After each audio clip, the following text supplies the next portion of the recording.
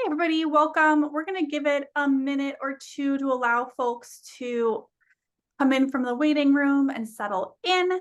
You've joined camera off and muted. You're welcome to turn your camera on if you would like to join us in that way. And we'll start with intros in just a minute or two.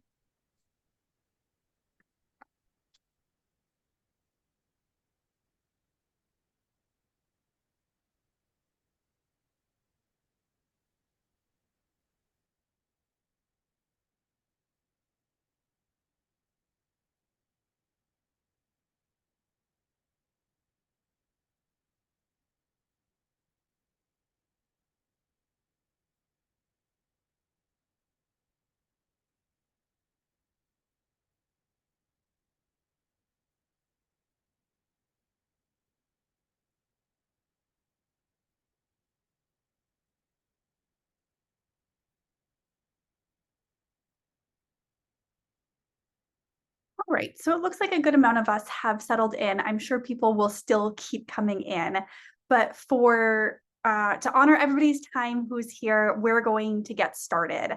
I'm going to let Stephen introduce himself first, and then I'll introduce myself after. Okay. Hi, everybody. My name is Stephen Lee. I am the director of the American Family Immigration History Center on Ellis Island. We're part of the Statue of Liberty-Ellis Island Foundation, and I'm really happy to be here for this installment. Thanks, Stephen. Yeah, Stephen and I have been doing this for a little bit now. This is our third installment of the Gateways series. So if you've missed one or two, they are on YouTube, and you can go back and view those there. We are joined by Gabe Lee. He is going to introduce himself now. Hi there, everybody. I'm Gabe Lee. I'm the Family Programs Coordinator here at AISF. I'm going to be moderating the chat, so if you have any questions, feel free to send them there, and I will make sure that Danielle and Steven see them. Thank you so much, Gabe. And I am Danielle Wetmore. I am the Director of Education for the Angel Island Immigration Station Foundation. And am really excited to be here. We are going to be in conversation talking about the hospital. Stephen, the hospitals on both of our islands. Stephen and I have been in conversation, and both of us were noting that there's so much content that we could possibly go over in this 1 hour that we have together. So we are going to try to offer sort of concise anecdotes and pieces to give a sense of the history of the hospital, but we also know that we will not be able to be all encompassing in everything we have. But the general model for these is that Stephen will go first with a presentation, I'll follow with a presentation, and at the end, we will open it up for Q&A. Of course, if you have questions as we're going through our presentations, particularly if they're clarifying questions, stick them in the chat, and Gabe will be sure that he gets those questions to us appropriately. As I said before, but maybe you missed it when you joined cameras off and muted. You are welcome to turn your camera on to join us in that way. We are recording this presentation, but it records just what's on our screen. It will not show your faces. If you would like to turn on closed captioning, you're welcome to do that. That happens at the bottom of your Zoom screen. Everyone's is a little bit different depending on the exact device you're on, but if you don't see it on your bottom bar, there might be a more button to press to turn on captions or to turn off captions, depending what works best for you. We ask that you stay muted throughout the program for audio reasons. We will be posting this on YouTube, and it gets difficult if lots of people are muting and unmuting. And that's really why we have the chat and have Gabe there. If you need help finding the chat, again, in your menu bar, there should be a button with a little speech bubble that says chat, and you can press that. If you don't find it, again, that more button will be helpful for that. But with that housekeeping out of the way, we also like to involve everybody who's in the program within our programs. And so we have two questions to start off with.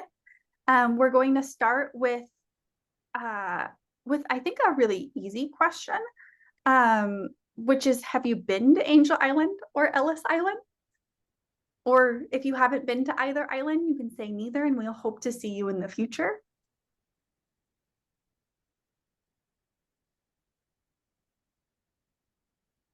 So far, Angel Island is really Angel Island's taking the lead. Yeah, totally.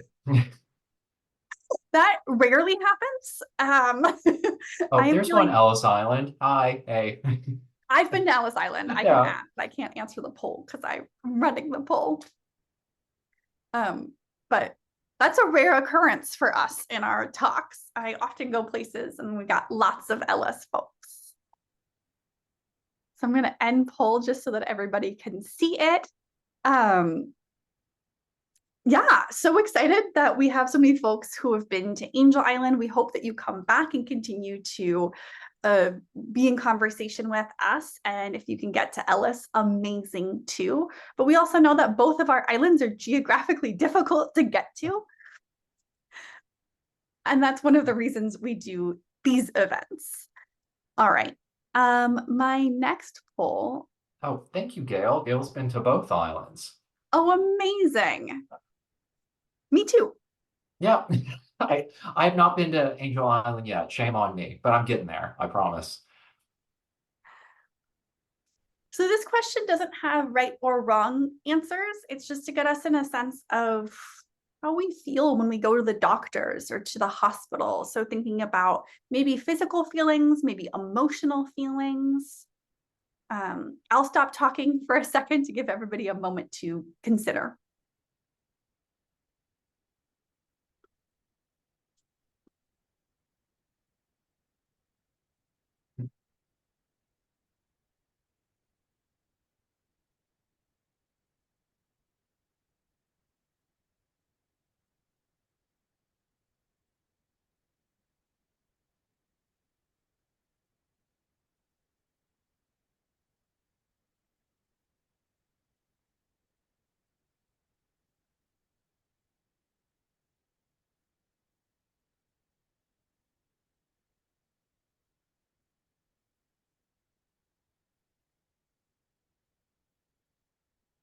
You can think of some feelings that I feel when I go to the doctor. I'm often nervous. I don't know what my relationship with this person is necessarily going to be, especially if it's a new doctor, somebody I haven't seen before. Sometimes I feel exposed. Mhm. And, it could be a mixture of emotions. Especially if there were times when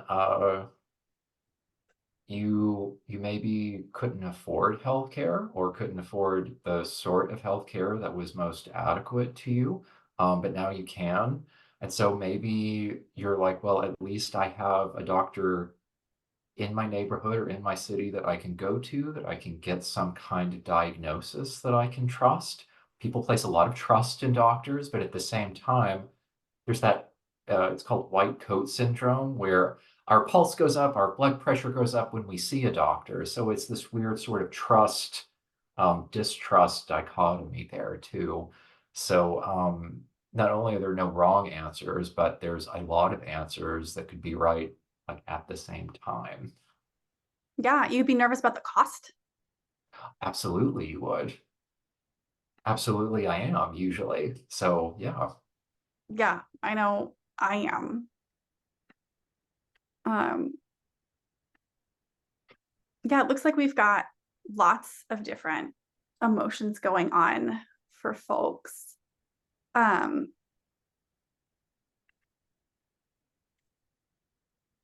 thank you. Thank you for sharing and being vulnerable and thinking about that. And I'm not going to share these answers publicly, but really we did that in order to get a sense of sort of how do we put ourselves in the shoes of some of the people that we're talking about? Where should we be thinking that folks are at emotionally? Where can we tie ourselves from past to present in this? This is also a really good time for us to point out that we're talking about medical care, and we're talking about it in a historic sense. There are a lot of warnings I want to give out. We might be mentioning different types of harm and trauma that people have gone through,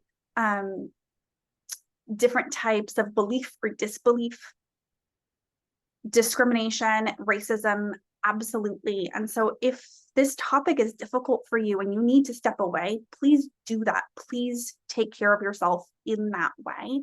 and make sure that you are engaging with this topic in a way that is safe and comfortable for you. Even though it is an uncomfortable situation, there's a difference between sitting in discomfort and something being harmful for you. But with that, I'm going to pass the baton to Stephen to give us a sense of Ellis Island, and then we'll move to Angel Island. We typically start with Ellis because they start chronologically earlier than Angel Island. Okay, let me start sharing my screen. And thumbs up, is that showing up? Okay, cool. So again, I'm Stephen, and I'm going to talk about the hospitals, plural, at Ellis Island. And we're going to get into why I talk about it in the plural sense. And we're also going to talk about the themes of examination and isolation. And during Ellis Island's heyday, examination and isolation were the two main weapons that the health and immigration officers had to combat what they feared as the spread of disease, mental and physical, in the United States. And this is Ellis Island as it appears now, very prettily situated, very green and lush in the middle of New York Harbor. But when I'm talking about Ellis Island as it developed, I'm going to label these different parts of Ellis Island as Islands 1, 2, and 3. Island 1 is the oldest. These are all artificial islands. Island 1 is the oldest. It's where the museum is. It's the building that I get to sit in all day. Island 2 is the main hospital complex that was built a little bit later. And Island 3 was the last one built, and that's the contagious disease hospital. So if I'm talking about these different islands, it's all one island now. We're just talking about it from a historical perspective. And even now, if you look at this entire complex from the top down, you'll notice some eccentricities in the architecture. And those are holdovers from ideas about germ theory and public health. So between Island 1 and Island 2, you're going to see the ferry slip body of water. Between 2 and 3, there used to be a body of water. Again, that was for isolation purposes, so germs wouldn't cross from one island to the other. And if you look at these little arrows, 2 sort of in the top middle and 1 down on the left, you're going to notice some curved hallways. That too was to prevent the spread of germs and contamination. Contaminated air and germs, they felt that they travel quicker in straight lines, that if you had curves in your hallways, that would prevent the spread of unwanted contaminated diseases. And the story of the hospital really reflects the story of Ellis Island in general as an immigration station. There are government forces at play, new laws and regulations come into effect, political events happen in the wider world, World War I and II, the Red Scare, things that affected levels of immigration, things that affected attitudes about illnesses and immigration. And also you have technological improvements in the medical field, and that's going to affect the length and the type of treatment that people are receiving here. So first hospital at Ellis Island. The first Ellis Island immigration station only existed for 5 years. It was on an island that's basically Island 1, a little bit smaller, but that's the same location as what we call Island 1. It was destroyed by a fire in 1897. It was formerly Fort Gibson. So this immigration station and the outbuildings that included the hospital, it's a mixture of new structures that are built from wood, hence why it was destroyed by fire, and those older stone structures left over. Anywhere you see an arrow on this map is where a hospital building was. And I'll zoom in a little bit to show you those primary buildings. Up at the very top, you have the surgeon's quarters. That actually survived the fire because it's the furthest away from all the other buildings. And towards the top right-hand corner and right in the middle, you have sort of the new regular hospital buildings that are made out of wood. In the middle, in this sort of tilted fashion, but it's a big building, is the insane hospital, as they called it. It was the former shell house for the artillery shells. From the very beginning, when the federal government got involved in immigration, with the Immigration Act of 1891, there were basically 3 kinds of people that they were trying to weed out. people who had loathsome or contagious diseases, people who were insane, and people who were what they would call feeble-minded. As immigration law changed, the types of people and the different conditions grew, but they kind of all fit into these categories that they started with. So from the very beginning of Ellis Island, there was a place for people who had mental or some kind of cognitive disabilities or neuroatypical folks, but they would call them something like feeble-minded or even idiots. So this is another one of those trigger warnings. That word's going to come up a lot. This photo shows you from an angle what the surgeon's quarters in that northern wooden hospital building looked like before it burned. And after the fire, Ellis Island didn't operate for about 3 years until 1900. The building that's on Island 1 now was completed in 1900, but the new hospital wasn't even completed until 1902. So that's 5 years of people who were being inspected in the barge office, a temporary place in Battery Park down at the bottom of Manhattan now. And all of the medical inspections and detentions were sort of spread out over different health department hospitals all throughout the city. So when we think about New Ellis Island, that second immigration station, we see a picture like this. And these are the southern two islands. They have about 24 buildings that stand on them now. But really, if you were one of the people that were showing up after that first hospital building was rebuilt in 1902, Ellis Island looked like this. There were 3 main hospital buildings. That main hospital building, which is the biggest one on the island that's closest to us in this view, it had about 125 beds. However, as with most of these kinds of projects, the number of beds is often exceeded by the number of patients. And it was reported that this hospital with 125 beds at one point accommodated 500 patients. So we're talking what, like 4 times what it was supposed to have?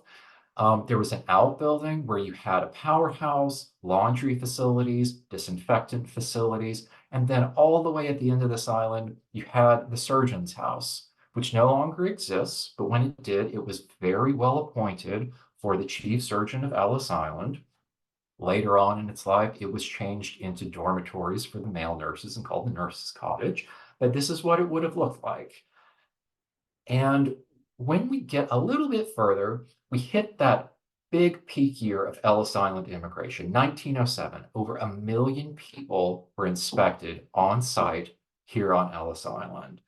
But this is basically what they arrived to. Island 3 is filled in. There's no buildings there. They've added a couple of buildings onto Island 2, an administrative building, and what they call the psychopathic ward. And there you see the worry in the public mind and in minds of politicians and medical professionals about letting in people who were turned crazy.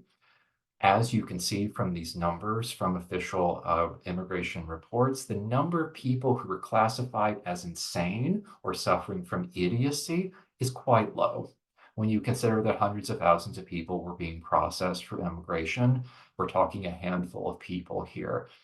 And you can see how maybe overblown this issue was, just because nobody wanted crazy people, quote, crazy people arriving in the US. And so they set up this bellicose inspection process.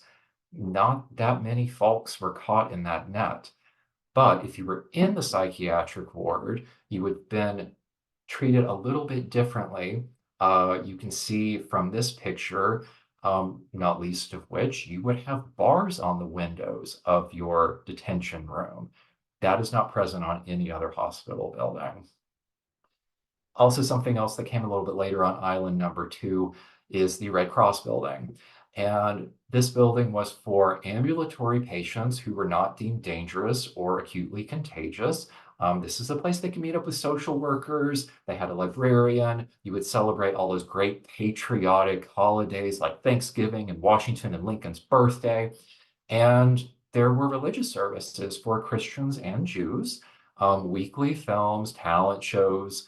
You can see the people in these photos. These are not people that are on their last legs, so to speak. These are people that are being treated, but they are not somebody who you would expect to be acutely contagious. And over time, you have the three main hospital buildings as I saw them last week when it was a really pretty day and I went out and snapped this picture. 1902, 1907, by 1909, all three of these main hospital buildings on Island 2 were operable. They were inhabited by patients. However, during this time, Ellis Island was not the only island that was part of this quarantine and inspection process, not an island unto itself.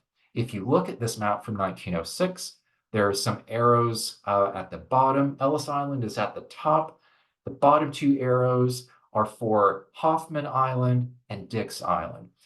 Dix Island was renamed Swinburne Island after a general in the Civil War. But these two islands were the quarantine islands. This postcard is super annoying because they have mixed up the pictures and names of Swinburne and Hoffman.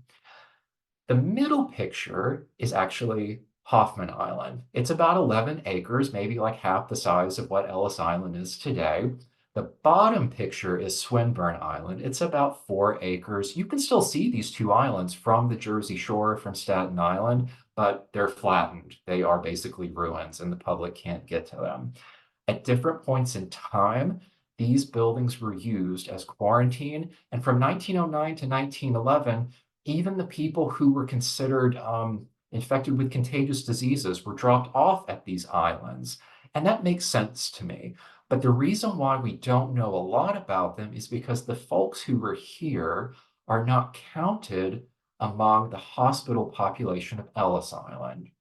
So if you were dropped off on a quarantine island or a contagious disease island and you died, I'm not really sure where you would find those records or how those records made it into or if they made it into the general record-keeping process of immigration services and the public health service. But we can see in a commissioner's report from 1903 the kinds of diseases that would get you dropped off at Hoffman Island. And here are some people who look quite happy as they are quarantined on Hoffman Island. Quarantinable diseases were like cholera, smallpox, and yellow fever. They didn't make it to Ellis Island. If you got to Ellis Island, it was after you had been quarantined and had been, in recovery long enough to not be a threat anymore. And this is the way that this went on. Not just other islands, but other hospitals in the tri-state area would take immigrant patients. In 1893, when the old hospital was up and functioning, about 2,000 people who were hospitalized, a couple of hundred of these folks were actually taken off Ellis Island to other health department hospitals in New York City. Long Island College Hospital is over in Brooklyn. A few of them were taken to New Jersey to a lunatic asylum. And each of these hospitals had a different mortality rate. Overall, they claim the mortality rate at Ellis Island is something like 3%. On this particular year, the Ellis Island Hospital had a 6% mortality rate. Down in 1905, on the bottom of the page, new hospital is up. It's not complete yet, but at least one of those buildings is operable. You had 6,300 people who were sent to the hospital and admitted to the hospital. About 1,500 of those actually went off of Ellis Island. They were in these, they called them contract hospitals. And so just because you have a mark on your manifest that says you were hospitalized, or just because you were hospitalized as part of the immigration process, doesn't mean you were on Ellis Island until 1911, when they finished the contagious disease ward hospital. So this island, Island 3, was completed in 1909.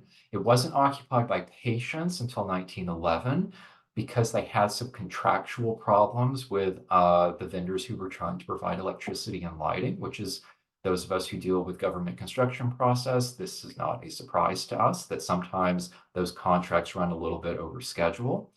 But in 1911, Island 3 was fully operable. This is what it looked like. You had the powerhouse up at the top. You had the office, which was later used as nurses' quarters.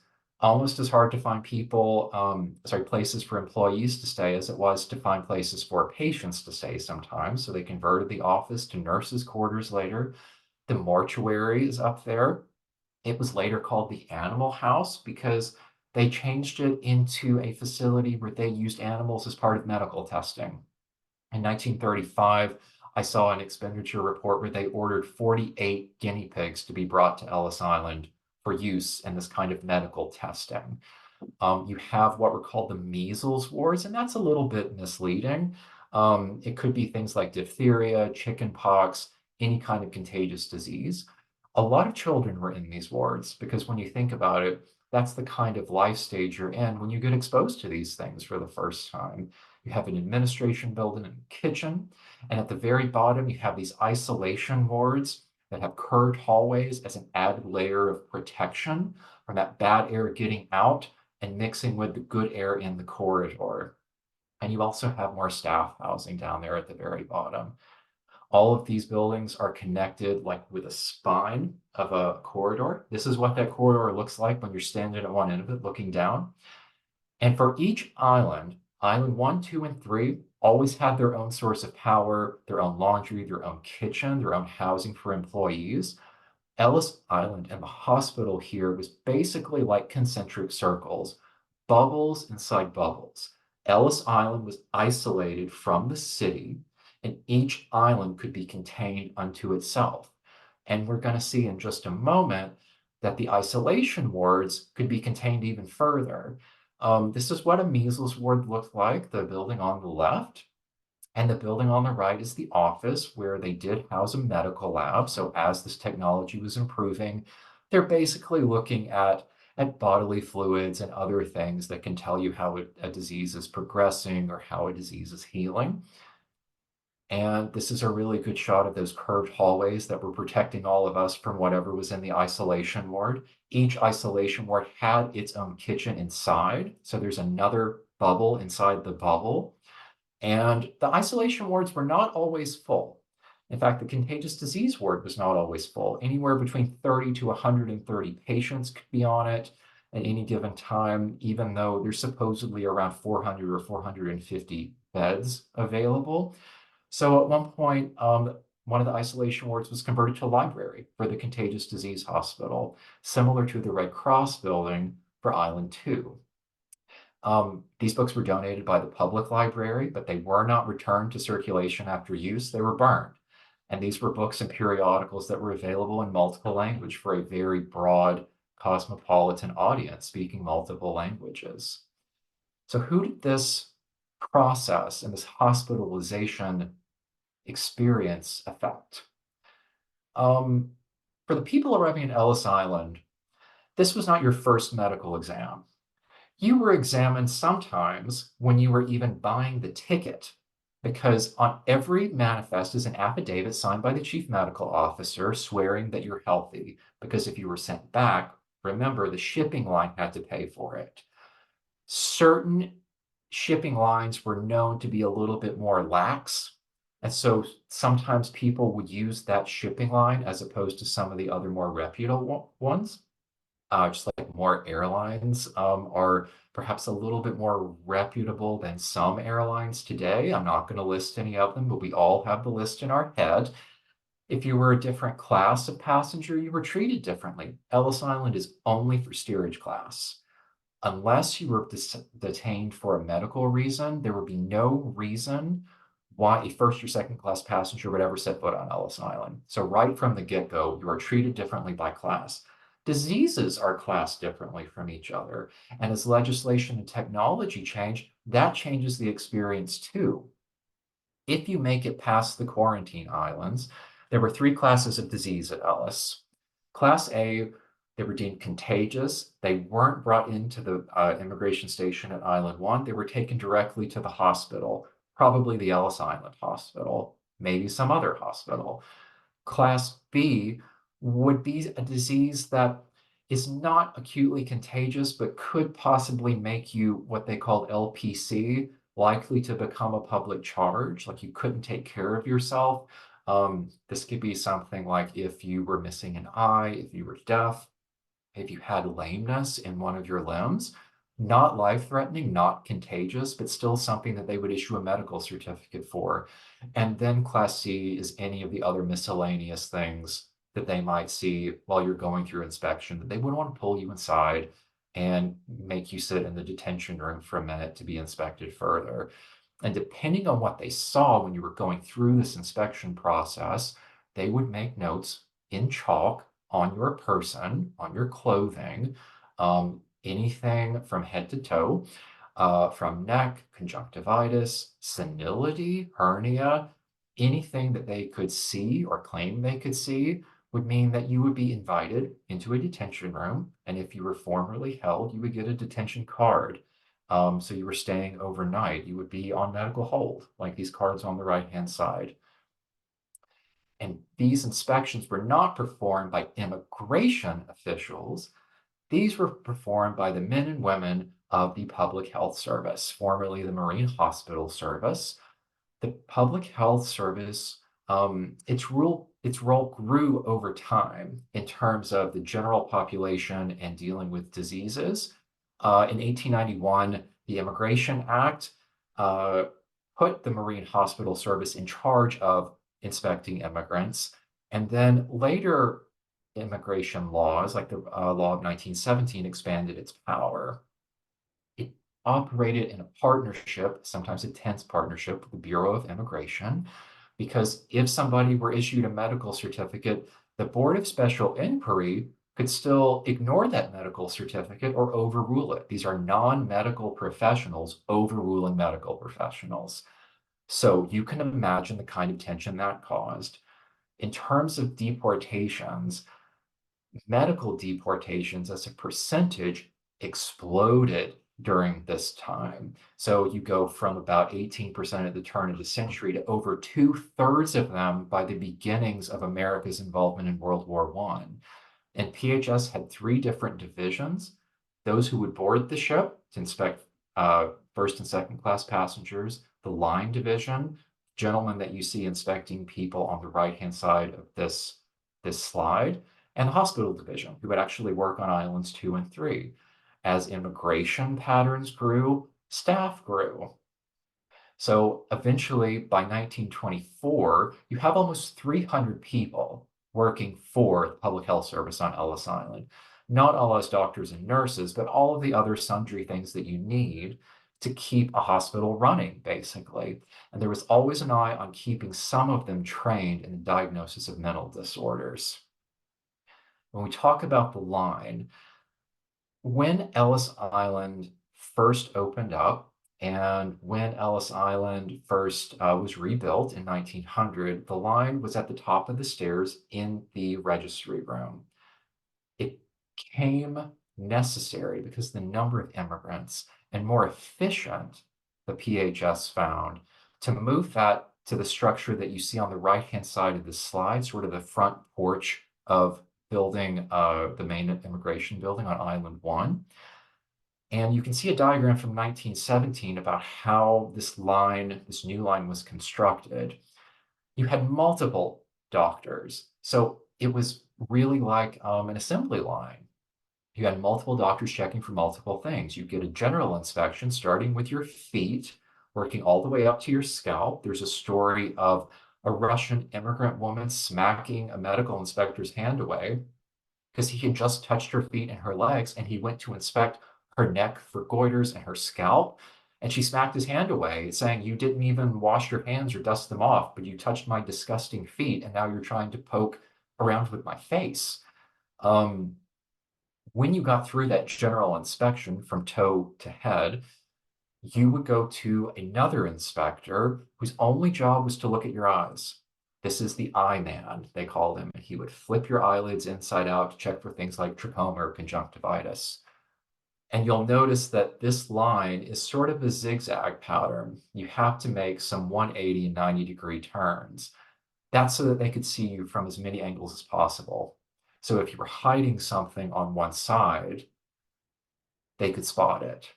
And this would sort out the people who could go upstairs to be processed and the people who would have to be sent to public health service for further inspection. And this is what that line process looked like. You can see in the bottom left-hand corner, a woman being inspected in the foreground generally, and in the back, there's an inspector standing a little bit higher, and he's looking directly into someone's eyes. What were they looking for? All this kind of stuff. These are actual hospitalized cases that happened in the year 1900, not potential. People were sent to the hospital at least once for all of this. The most common was conjunctivitis, and then measles and pneumonia.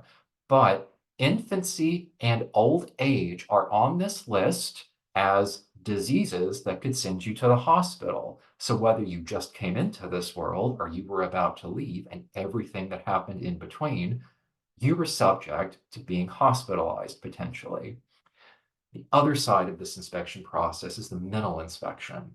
And this gets really ugly because it deals with a lot of prejudice based on ethnicities and nationalities and race. And the next slide is a quote that will exemplify that, but I'd like you to take a look at these three pictures. The first thing that would happen when you were pulled out of line, you were marked with an X for suspected mental defect. You were put in this room that's on the upper left-hand corner with a lot of other people. The inspection cards that are on the table, those could be memory games. Sometimes it's simple math questions. Sometimes you were shown a picture of a face with an expression, and you were expected to mimic that expression. If you go to the bottom left-hand corner, this is the second inspection that would happen about a day later. And on the right-hand side is the third inspection. There could be as many as 5 inspection rings as people were being weeded out.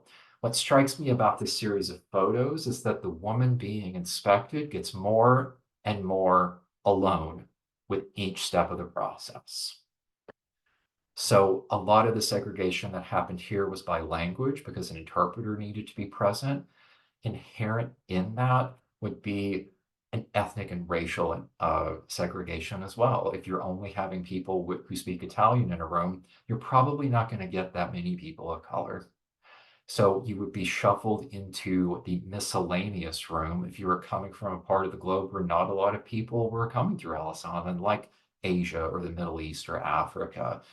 And so that's something that's really troubling when you look at this series of photos.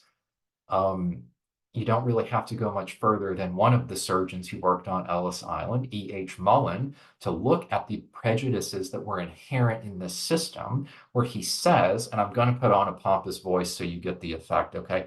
Those who have inspected immigrants know that almost every race has its own type of reaction during line inspection. If an Englishman reacts the same way an Irishman would, his lack of mental stability would be suspected. Also, the converse is true. If an Italian responds to questions as the Russian Finn responds, he would probably be suffering from depressive psychosis. If you look at the symptoms they're looking for, everything from smiling too much to frowning too much to being too talkative was taken as a potential symptom of what they're calling idiocy or insanity. So if you are judged as being from a certain race or ethnicity and you're not acting the way they expect you to, you would find yourself in trouble, like these gentlemen on the right who are patients in the psychiatric ward at Ellis Island. How many folks was this happening to? There's a book coming out later this year by the medical historians Michelle Heyman and Arlene Keeling, who placed the number of patients at Ellis Island at about 150,000. That makes sense to me. If you talk about 12 million people, about 1% or less every year were hospitalized. 1% of 12 million is about 120,000. And you have some other sundry folks that are showing up. So about 150,000 altogether, 3,000 to 4,000 deaths reported, around 350 births reported at the hospital. But in terms of hospitalization in general, when we start in 1893, we see the biggest groups are generally the biggest groups of immigrants who came through Ellis Island. Italians, Germans, Russians, these are the most people who you would have found in the hospital, the old hospital that year. We go a little bit further to 1900 when there was no hospital. We've got about a 0.6% hospitalization rate for everyone who was inspected that year. Of those folks who were hospitalized, there's about a 17% deportation rate. In that banner year of 1907, we're going to see that trend continue. A little bit under 1% rate of hospitalization. You see the numbers treated at hospitals in general climbs to over 9,000. At Ellis Island, those numbers are climbing too. Also climbing are the percentage of people who were deported from being medically certified. And this hospital treatment that year cost steamship lines about $104,000 or 3.5 million in today's money. You get into the 20s and quotas start to be set in. 21 was the year that the first time quotas were implemented. So no surprise, that's the busiest year for the Ellis Island Hospital, a little bit different from Ellis Island in general. Something from the annual report in 1921 that I found really interesting was the use of x-rays. On the left-hand side, you can see that there were like 4,285 x-ray exposures. I hope those attendants were standing behind something when they were x-raying people. I can't even get the dentist to stay in the same room with me when I'm getting my teeth x-rayed. So this is relatively new-ish technology that's available to the general public. And it's not just broken bones. There are dental x-rays. There are urinary tract x-rays being performed. This is a relatively new sort of thing to happen. And there are people coming from places that did not have hospitals with this sort of equipment coming through Ellis Island, and they may not have understood what x-rays were doing exactly. If you're coming from a small village from Central Europe at this time, your interaction with healthcare is very different from this. And in 1924, the numbers start to go down. 1924, those quotas kick in with the National Origins Act. Not surprisingly, numbers of patients go down. Immigrant patients, at least. 1925, quotas are well in place. Half of Ellis Island patients are not immigrants. So who were these folks? They were merchant marinemen, they were seamen and other crew members from America and abroad. By 1930, Ellis Island looked like any other marine hospital, and there's just about a quarter of the time devoted to caring for aliens. The other 3/4 of the time are dealing with Americans or crew members. So what was taking up this bandwidth? They were doing a lot of clinical research studies, especially with venereal diseases. And then you go through the 30s, you get through World War II, and the number of patients treated in hospital after World War II look like the same numbers from 40 years prior. We're talking 4,000, 5,000 people. And we have a couple of personal accounts. The first one is going to be a little girl named Bessie Cohen. Anybody that you see with a note about a medical memo or a doctor's certificate, these were people who were part of the medical inspection process. Bessie's manifest shows that quite fervently. Bessie arrived in 1921 as a little girl. She spent 8 months in the hospital, and she tells a story about her nurse, Miss Hannah, that she was so good to me. She taught me English. By the time I got to New York, Miss Hannah had taught me how to speak English from magazines. And very importantly, she says, she was from the Ukraine too. Many people working in immigrant services, immigration services, and public health services were immigrants or the children of immigrants. On Bessie's manifest, you can see that all of her family is given an X and a special inquiry stamp. And you can see that Bessie was in the hospital. To the right side of her name is stamped hospital and discharged. Not all those cases are that easy to follow. There's a little boy named Walter Strong, who also immigrated in 1921. He stayed here on Ellis Island for about 6 weeks in the hospital, and his mother remembers our boy died a little bit after 10 minutes after 11 p.m. All these years, the picture is so clear in my mind when they took him down the hall wrapped in a sheet. But when you look at the manifest, all that you see down in the very bottom corner is HOS for hospital. No medical certificate, no other notation by him, although his family is X'd out. You look at the special inquiry form, you find the Strong family, and there are only 3 immigrants being detained. But wait, there were 4 people in this family, and these immigrants were being detained so they could telegraph for more money. not because of sickness. It's like they blinked this little boy out of existence. In order to find the story of Walter Strom, his family, figure out what happened to his body, had to go to the municipal records of New York City. And we can see USPHS Hospital 43. That's Ellis Island. He died at 11:10 p.m. on February 3rd, which says in the little red box up at the top. The cause was measles. They crossed that out and wrote scarlet fever with contributory bronchial pneumonia. And his family finally found out from this document that he was buried in Ocean View Cemetery in Staten Island. The doctor of Ellis Island, Dr. T. Bruce Anderson, can say without reservation, the care was conscientious and kindly. So there we have a different perspective. He says the only demanding immigrant in my experience was the occasional Britisher who thought as a Britisher he should not be treated with the common herd.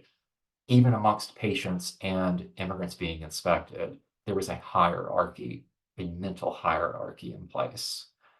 This is a really interesting one. It's from a hospital attendant named Beatrice. And she goes, "That's just a fancy word for maid. All I did was clean."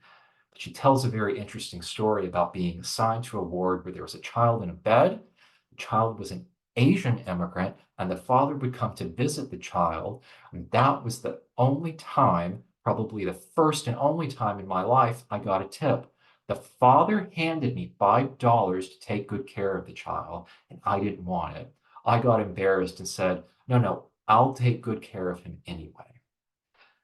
In a system that's inhuman, that is meant to judge and to weed people out, stories like that coming from the immigrants themselves and coming from the workers themselves, usually lower in the administrative ladder, can show you that the humanity between people taking care of people can still exist.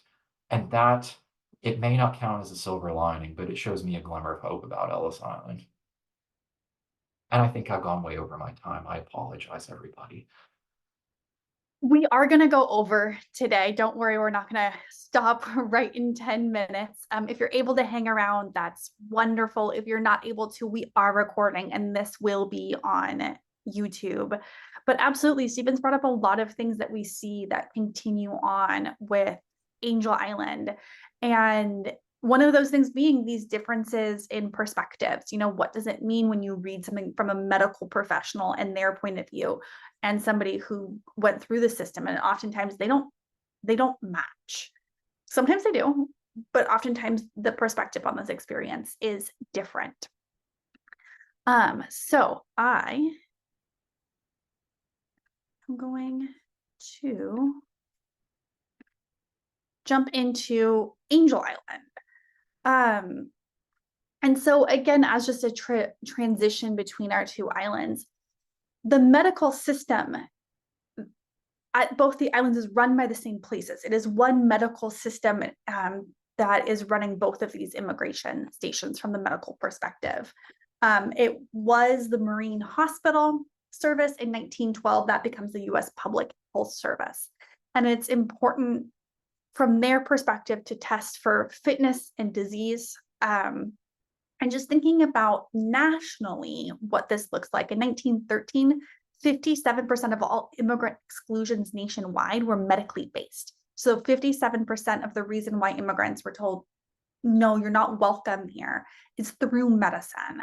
And in 1916, it is 69%. So it becomes a huge mechanism for exclusion, for saying you're not welcome to come. And as Stephen had talked about, it's broken out into different classes. There's class A of excludable conditions that were known as loathsome diseases in the law.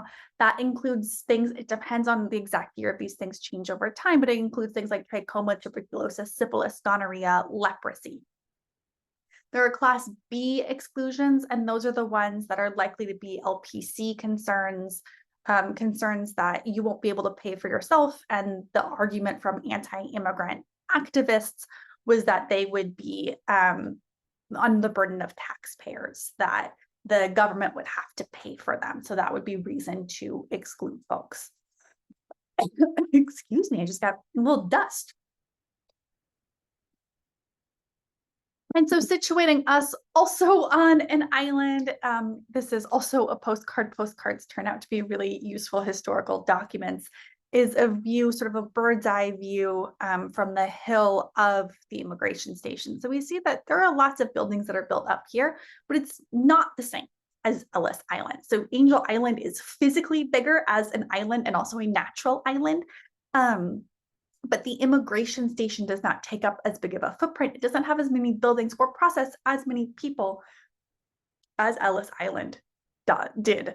But this picture sort of shows us the different spaces that these examinations are happening. So this building here in the middle, this is the administration building.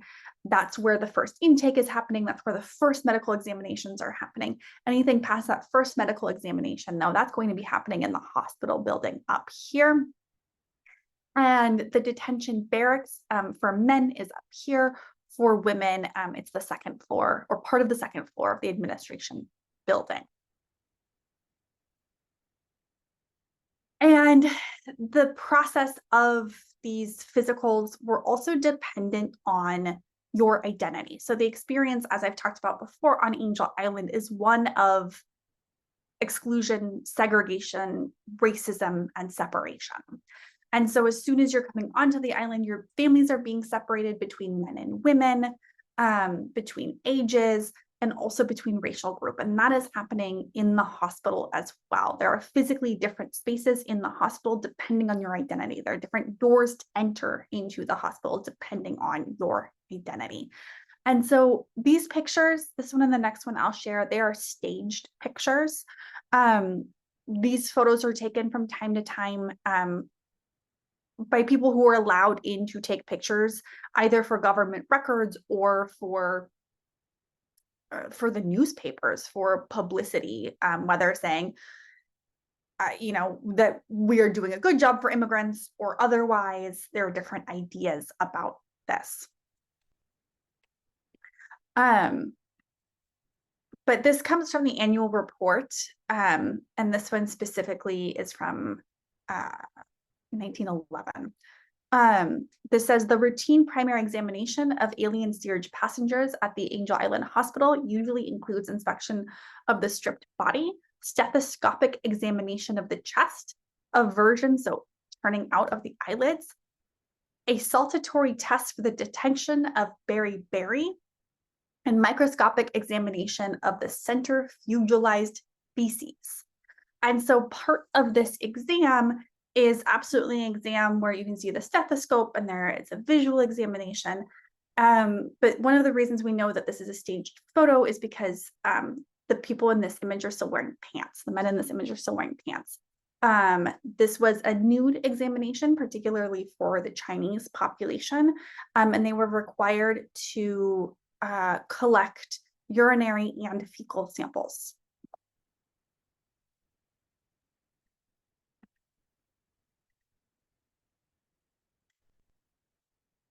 And so here is Mr. Lai's testimony of his experience. And he says, we had to be examined by white doctors. There was an interpreter there.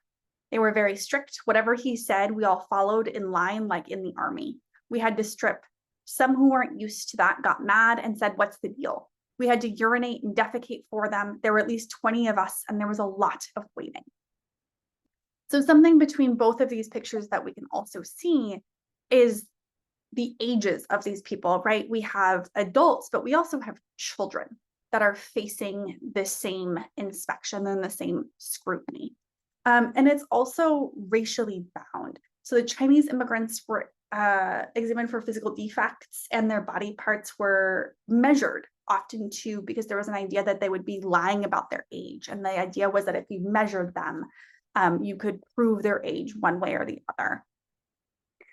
And one of the people who notices that there's a difference in treatment, specifically a racial difference in treatment, is Alexandra Tolstoy. She is Leo Tolstoy's daughter. And I have a quote from her. She says, we were indignant. Why such unfairness? Why are they sending us to that island when they let first and second class passengers go directly ashore? And then an immigration inspector explains to her that it's because of looking for diseases, particularly parasites. She says, but why would worms not dare make the acquaintance of rich people, but instead prefer to live with third-class passengers? And so she's pointing out that third-class passengers are no more or less likely to have illness than first and second-class passengers. But she also talks about, in another part of her quote, talks about noticing that as she's going by and the other Russian families going by, they aren't being handled as much. They are not facing the same level of inspection. There's also a note that said that Chinese women who had bound feet were not required to undergo hookworm testing through a fecal sample, because their class status of having bound feet made it so that it was assumed that they would have it. And so there are these layers of identity that are being, and judgment that are being placed upon people that they are having to work through. And one of the things that's so notable about our site on Angel Island is that we have poetry carved into the walls where people outline their experiences and their points of view. And so these are two poems that I pulled from our collection that are carved in the detention barracks walls, so not at the hospital, but from folks who clearly spent time facing medical examination, and then were also in the barracks. One says, I thoroughly hate the barbarians because they do not respect justice. They continually promulgate harsh laws to show off their prowess. They oppress the overseas Chinese and also violate treaties. They examine for hookworms and practice hundreds of despotic acts. The second here says, the savage doctors examine for hookworms. I could not go ashore because fate was not kind. Why should a young man take his life so lightly? To whom should I cry out for redress of these terrible wrongs? And so noting the harsh treatment here, and that they don't face an option here or choice, that they're really in the hands of these folks, and that their future weighs on these decisions. And so once you make it through that first round of physicals, some folks are sent to the detention barracks, to that other building, and they do not have further facing of the medical system. However, others who are found to be ill in some way do go to the hospital building here. And this is a picture of it under construction. In the building, there's a surgery facility, eventually a mortuary, but there's a letter from Dr. Glover, who worked here, where he complained that there isn't a mortuary. So if somebody died, it was very embarrassing and there wasn't anywhere to put them. The coroner and everything like that, that's happening off island. That's happening in Marin County. There are administration offices, there's a kitchen, there's a large and small dining room, there's sleeping quarters for the staff, although there are memos of complaints that there are not enough sleeping quarters for the staff, and there's a disinfector room that has not been built yet in the image that's shown here. It eventually gets built over to the right over here. And so physically our hospital is a lot smaller. The doors to enter, one says European and one says non-European. And so the wards inside also reflect the separation. There's a European men's ward, there's a European women's ward, there's a Japanese men's ward, a Japanese men's ward, a Chinese men's ward, and then a Chinese and Japanese women's ward. And there's a memo at one point that says this is very confusing. It's hard to figure out where everybody is and what it is, but it's built much like Stephen was talking about for Ellis Island. It is built in a way that is keeping an eye to the prevailing medical ideas of the time. And so this building is open in 1910. It's built a couple of years before that. And the prevailing ideas of that time were that light and air were the best way to make sure that you didn't get sick or that you could recover from being sick. So this building is built in sort of this cross-shaped section. So each of the wards can have windows on both sides for cross ventilation and light. And that is seen as a very important way of keeping folks safe. We can see that there are many beds, they're right next to each other, and there's regular complaint that the wards are too crowded. So now that we've seen the space a little bit, I want to give a sense of the people and the experience a little bit more too. So Benson Wong is pictured here. This is him as an adult, and this is him in the moment the video was taken. The people with him in this picture are some of the voices that you'll hear in the video that I'm sharing.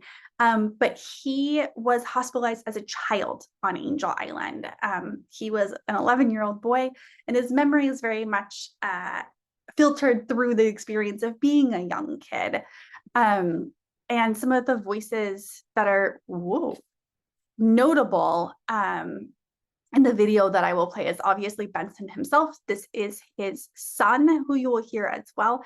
But this is Judy Young. Judy Young was one of the authors of Angel Island, Immigrant Gateway to America. She's no longer living, but she was a prolific oral historian. And we are lucky to have access to videos like this. This is a highly edited down version of Benson Wong's story.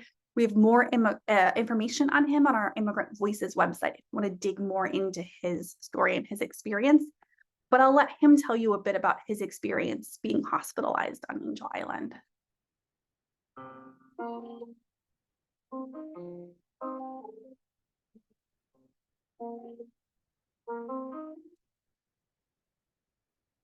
Thing they do is to physical examination.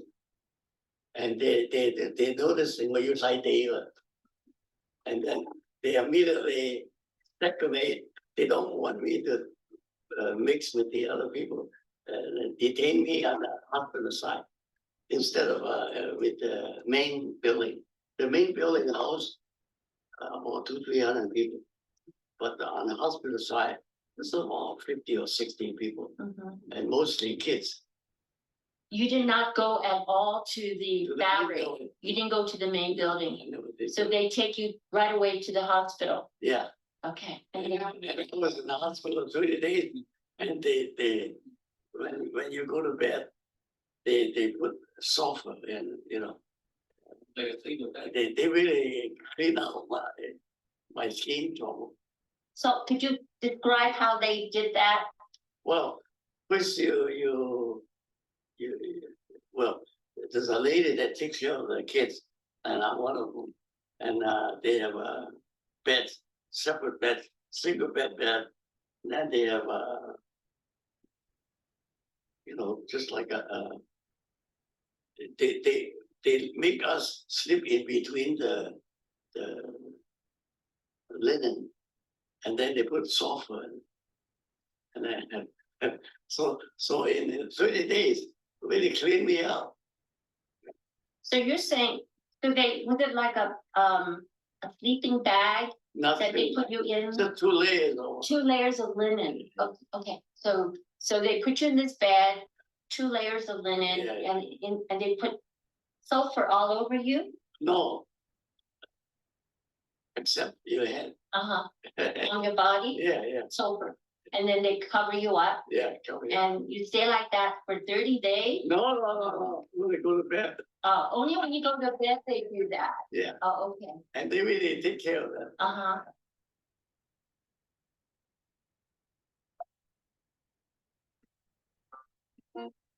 that. Benson Wong is, again, he was a child. He has a lot of memories. He has another memory of really liking the nurse who was helping him out, who was assigned to his room. That his ward, he said, was entirely kids, Chinese kids. So it seems like on the boat that he was on, there was an outbreak of scabies. And that is what he was being treated for. So that's the skin condition he was talking about. And the way that was treated was in these beds, right, between 2 layers and covering the body in sulfur and then bathing, having a shower every day. And that's one of the things that, again, there were memos of people complaining that there weren't enough toilets or showers, not only for the patients, but also for the staff who was also there. Dr. Glover has a memo that says that there was 1 toilet for 2 wards to share. So at times there were 80 people sharing that 1 toilet. So thinking about the sanitation here was very difficult. There was no hot water either. And so there are many reports, outside reports about this being a state of the art hospital, that immigrants are getting the best treatment possible. But also there are internal reports saying that that's not at all the case, that they are not equipped to be dealing with the number of people that they're dealing with the facilities that they have access to. And so really thinking about the different experiences people have, and this lack of sanitation has problems. There at one point is a gentleman who contracts meningitis. He is treated in one of the smaller areas that's seen as more of a quarantine ward, even though the quarantine hospital is not part of the Angel Island Immigration Station hospital complex. There is a quarantine hospital on Angel Island, but isn't always coupled with immigration processes. It's convoluted and complicated. And after he is transferred out of the Angel Island Immigration Station hospital, his room is reported to have been cleaned. 3 gentlemen are moved into that room, and all 3 of them contract meningitis from the space not being adequately cleaned. We have lots of different ways of looking at records, right? These are very similar to the ones that Stephen was sharing, just saying, you know, there are people who never have to go into the hospital. Those who do then have medical certificate of release that is then used by the boards of special inquiry, which are the ones who are asking questions about how legitimate this immigrant is to have access to coming into the United States. And so because medical exclusion becomes seen as really successful in the eyes of anti-immigrant advocates who believe that immigrants shouldn't be entering the United States, and not nearly in the numbers that they are. There's a league called the Asiatic Exclusion League, and they become really active in 1910 when Angel Island opens, and they look at the number of South Asian folks coming into the country, and it really concerns them. By 1910, we already have the Chinese Exclusion Act. We have the Gentleman's Agreement with Japan. We have many ways where the United States is limiting Asian access to the United States, but the South Asian population is not governed by those laws. But in January of 1910, for example, 97 South Asian folks who to the Asiatic Exclusion League, they call them Hindus, Hindu or Hindoo, which overlooks the vast diversity in religious experience and ethnic background of this population. But that is the language they use, and you will see that in different things that I'll show you. But in January 1910, 97 Hindus come into the country, February 377, and by April, Hart Hyatt North, who's the Commissioner of Immigration, reports that it's 100 per week. And the Asiatic Exclusion League gets hold of these numbers because they're public numbers, and starts pushing Hart Hyatt North, who's the Commissioner of Immigration again, to stop that population from entering. Hart Hyatt North responds saying, like, look, I don't think that they're the most desirable population either. So he does hold racist beliefs against this population, but I don't have any recourse to limit their entry into the country. There isn't a law saying that they can't come. Exclusionists disagree. And so this is where the story gets a little bit complicated. So that's why I have these 3 different folks on the screen.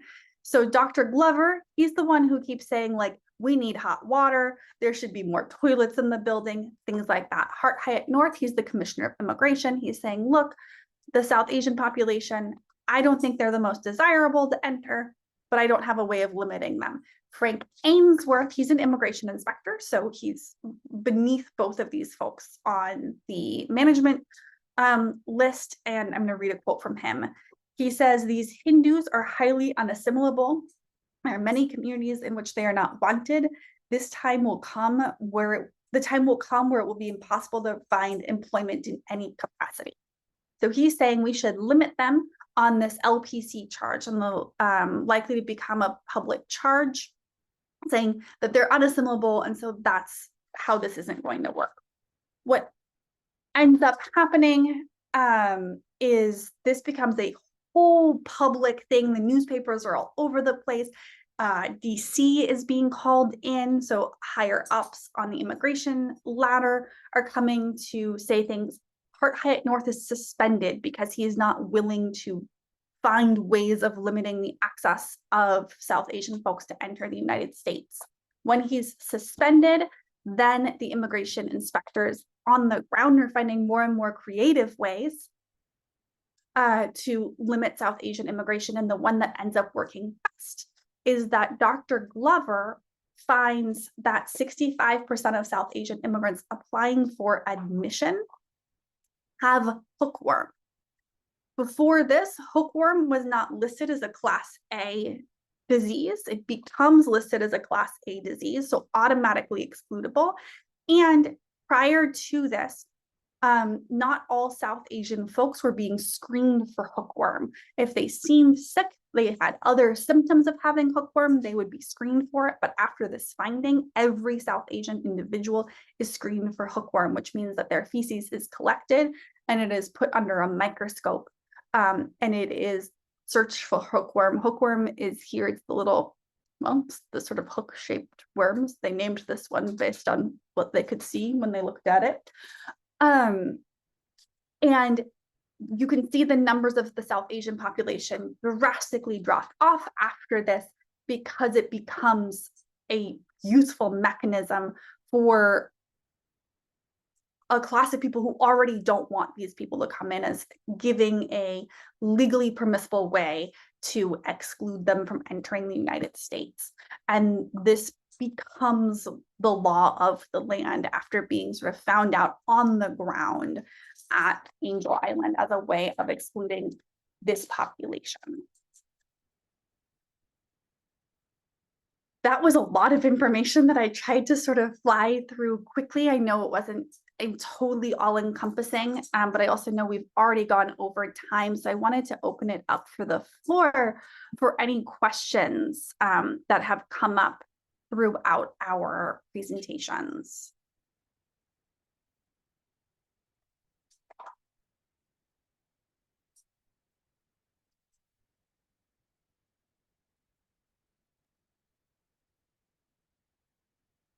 And this is also an excellent moment to say that medical exclusion absolutely still is alive and well in our immigration systems. We saw that very recently with COVID, saying, you know, with the calls to close the border and the ideas of who is at risk and who isn't at risk for COVID, having racial and class tones to that as well. I see Anna says, what is your YouTube channel? It's AIISFORG. So Angel Island Immigration Station Foundation.org. I'll put that in the chat. And that is what we are across social media. And I have a question about Angel Island. Since I went over my time, I want to give you more question time to balance it out. Sorry about that. I know that a lot of the Angel Island records were destroyed in the fire of 1940. Does that also apply to the medical records of Angel Island in terms of how many patients were served from 1910 to 1940, or numbers of deaths and births and that kind of thing? Actually, I don't know. It's a very good question. It's one of those things where we can assume that absolutely some records for the medical records were destroyed because the vast majority of all records were held in the administration building. However, the hospital itself does not burn down. It's a separate building. While there are lots of complaints, particularly by Dr. Glover, that there's not enough administrative space in the hospital, some records were held there and held places off island. And so we have, from what I looked at, it seems like we have slightly more medical records than we do some of the other records. But I'm not fully confident to say that like all of them. In terms of the answers that people gave about when I go to the doctor, I feel blank. Without knowing those answers, do you feel like our presentations touched on a lot of the themes that were relevant to some of those feelings? Like if people were feeling lonely or nervous or discriminated against or othered in some way. Yeah, people absolutely felt discriminated against. We see that in the poetry, we see that in other records, other oral histories that have happened. Benson Wong says he didn't feel that way. Benson Wong was also 11 years old. And so thinking about these different ways where people are interpreting their experiences and what's going on. But there's lots of anecdotes about people saying that I'm being treated unfairly. I shouldn't be doing this. I read an anecdote from somebody who said, I came from China where our medical practice was acupuncture, and you never did that nude. You always did that fully clothed. And in many cases, you are barely touched. The only thing that touches you is the needle, not the physical laying of hands. And so that being a really big cultural difference and not being well explained. The records suggest that there were always interpreters in the hospital. The lived reality suggests that that wasn't always the case. And so there were many, many barriers, and it seems like an incredibly isolating experience because also families weren't kept together, right? So if you're sick, you're sent to the hospital, just across the site from the detention barracks, and you're not allowed to go back and forth. And so thinking again about Benson Wong, he's 11 years old, he doesn't have access to his parents while he's going through this, and he's being laid between two sheets covered in sulfur for 30 days.